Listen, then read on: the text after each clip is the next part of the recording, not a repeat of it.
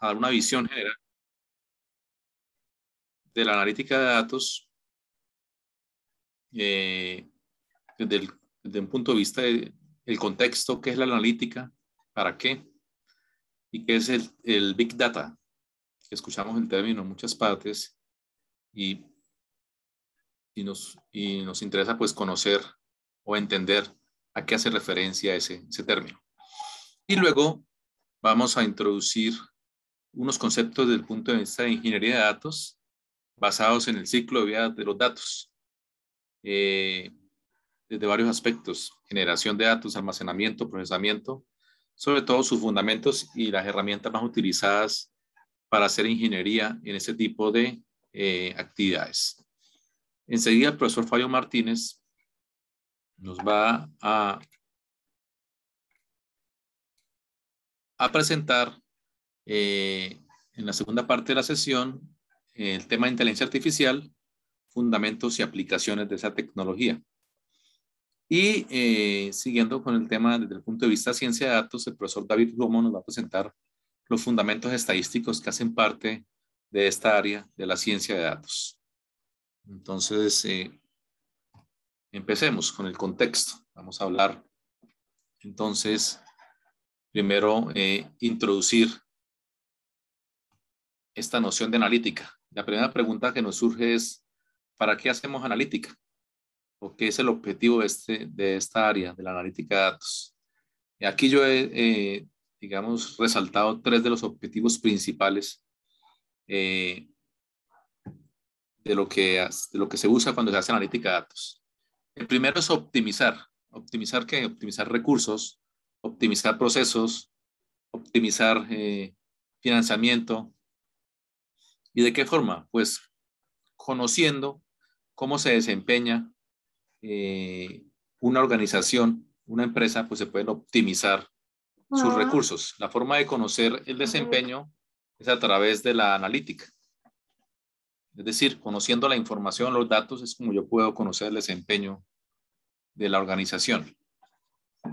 Por ejemplo, en la universidad, ¿cuál es la mejor forma de organizar las aulas de la universidad? ¿En qué horarios? ¿Con qué distribución? Entonces, esos procesos de optimización de uso se hacen basados en el conocimiento de la experiencia anterior. Por ejemplo, conocer cuáles son los mejores horarios para programar la ruta de transporte público. Entonces necesitamos tener la información, los datos acerca de ese comportamiento para poder analizar y determinar esa solución. Un segundo objetivo de la analítica de datos es el lanzamiento de nuevos productos y servicios. Y aquí estamos pensando, bueno, yo quiero lanzar un nuevo producto. ¿Será que ese producto es bien aceptado? ¿Tendría éxito en el mercado? ¿O un nuevo servicio? Y también debo pensar, por ejemplo, en servicios basados en datos. Entonces, por ejemplo, ustedes conocen muy bien ahora las plataformas de transporte. Son servicios basados en datos. ¿Cuál es la mejor ruta? ¿En qué horarios hay más clientes? ¿En qué parte de la ciudad están ubicados los clientes a cierta hora? ¿Hacia dónde se desplazan? Todo ese tipo de información le crean valor al nuevo servicio. Es un servicio de valor agregado. Un último o un tercer objetivo es tener mejor identificados nuestros clientes. Y aquí, por ejemplo, hay casos típicos de ejemplos bien notorios como Netflix. Ustedes ven en Netflix que cuando están viendo ustedes sus series, empiezan a darles recomendaciones acerca de futuras series a observar. Esas recomendaciones están basadas en la información, los datos de no solamente lo que usted ha visto, sino de otras personas que han visto series similares a las que usted ha visto, y eso conforma una gran cantidad de datos que llegan a la plataforma a orientar hacia dónde debería ofrecer la siguiente recomendación. También Amazon, ¿sí? El sitio de venta más grande del mundo, está rastreando lo que hace el cliente cuando entra a su página dónde da clic, qué le interesa, qué le llama la atención, para luego irle proponiendo productos que usted puede adquirir futuramente. Si no sé si a usted les ha pasado, pero a veces entra uno a comprar alguna cosa y termina comprando 3 o 4 cosas más de lo que estaba buscando. Entonces, eso también es el fruto de saber identificar el gusto de los clientes y las preferencias de los mismos. Bueno, ¿y cómo podemos clasificar esa analítica de datos? Hay varios niveles de resultado de la analítica. El primero es el descriptivo. Básicamente, el nivel descriptivo lo que hacemos es buscar información para responder a la pregunta ¿qué es lo que ha estado sucediendo? Un ejemplo típico aquí, por ejemplo, podemos ver la información de los inscritos en la universidad en el último periodo académico. Entonces, esta información, esos datos ya están, digamos, en un repositorio. Cuando las personas hacen su inscripción, entran a un sistema de información y luego sacamos o hacemos la descripción de lo que sucedió. Encontramos que hubo un número de mujeres inscritas, un número de hombres.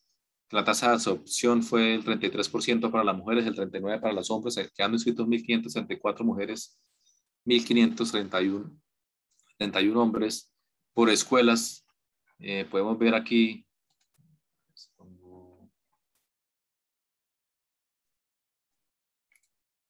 podemos ver por facultades de ciencias, cuántos inscritos, cuántos admitidos, ciencias humanas, físico-mecánica, físico-químicas, la tasa de absorción y en las sedes, y aquí el histórico por periodos académicos desde el año 2008 hasta el 2021.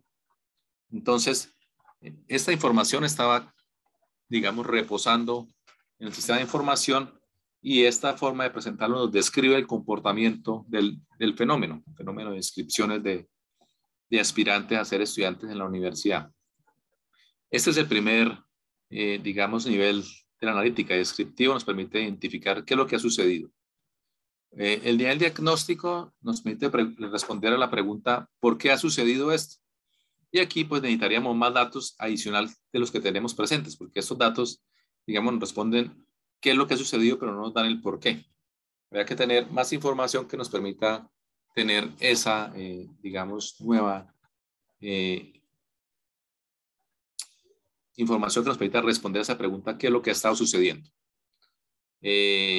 Por ejemplo, ¿por qué han bajado los inscritos en los últimos 2 años, en 2020 y 2021?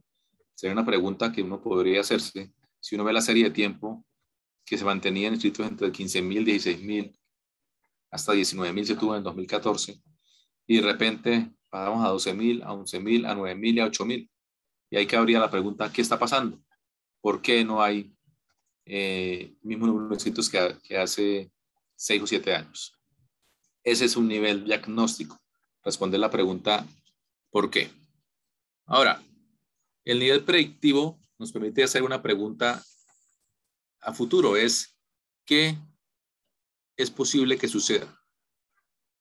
Y con una alta probabilidad. Entonces, aquí traigo un ejemplo, una flota de buses generalmente equipados con una serie de sensores y que nos permiten analizar la información y determinar si alguno de estos buses está propenso a fallar en un futuro próximo.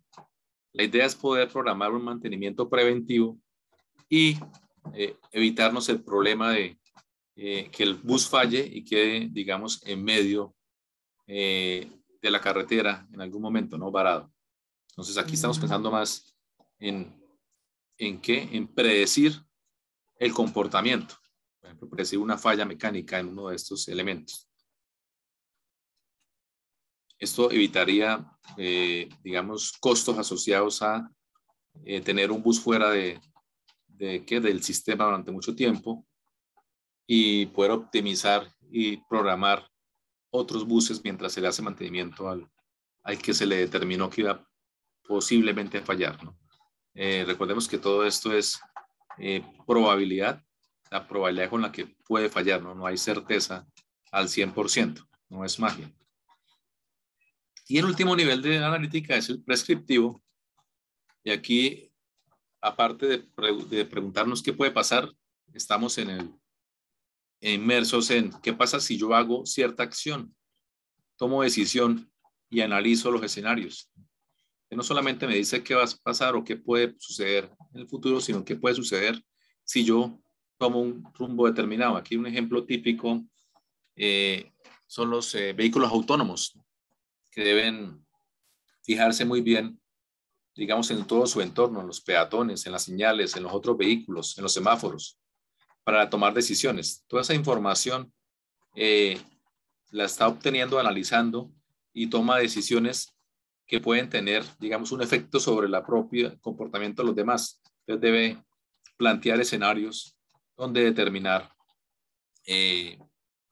cómo realizar las acciones que hace basado en la información. Otra forma de clasificar la analítica es según cómo se haga el análisis. Aquí puede ser, por ejemplo, analítica en lotes. Básicamente lo que se hace es que se acumula durante un tiempo la información, los datos se acumulan, por ejemplo, durante un mes y luego se analizan los datos de todo el mes o durante un año, durante 6 meses. Bueno, básicamente la idea es hacer un periodo de tiempo donde se acumulen datos y luego realizar el análisis de esos datos acumulados en un lote, en una cantidad específica de datos. Hay otro tipo de analítica que es en flujo, que básicamente los datos van llegando y así como van llegando yo los voy analizando, no los acumulo, sino que es un análisis más en tiempo casi real de la información. Dependiendo del tipo del objetivo que yo tenga, pues tendré que escoger entre uno y otro. Un tercer tipo de análisis que está muy, digamos, en auge en estos días es la inteligencia artificial. Básicamente, en las técnicas de aprendizaje de máquina y aprendizaje profundo, Deep Learning, Machine Learning, Deep Learning, lo que se aprenden son patrones y la forma como identificar esos patrones en un futuro. Ya en esto el profesor Fabio nos llevará un poco más a profundidad sobre este tema y el profesor David nos explicará los fundamentos estadísticos de ese tipo de analítica.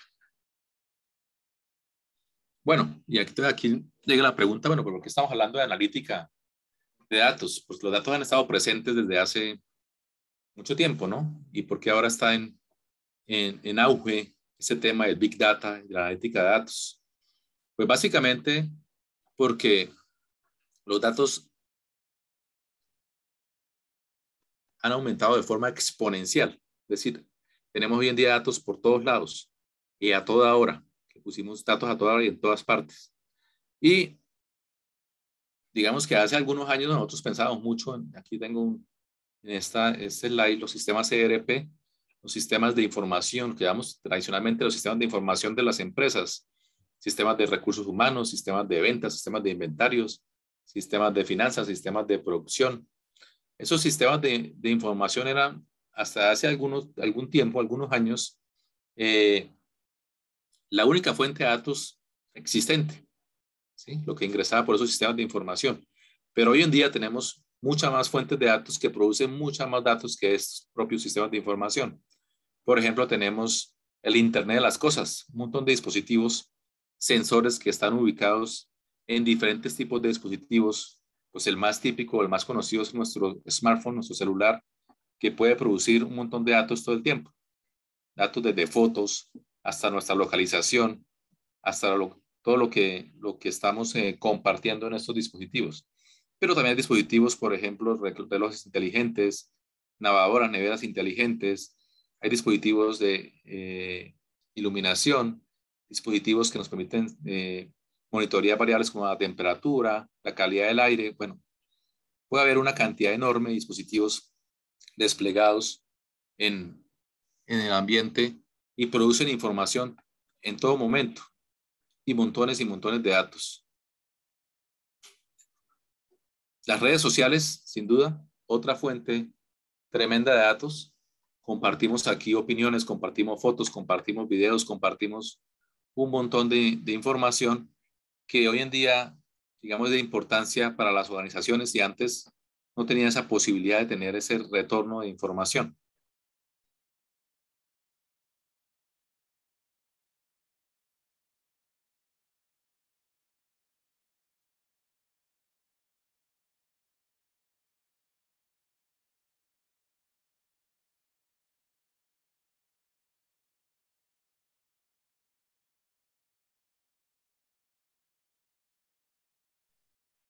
profesor Gabriel se quedó sin audio.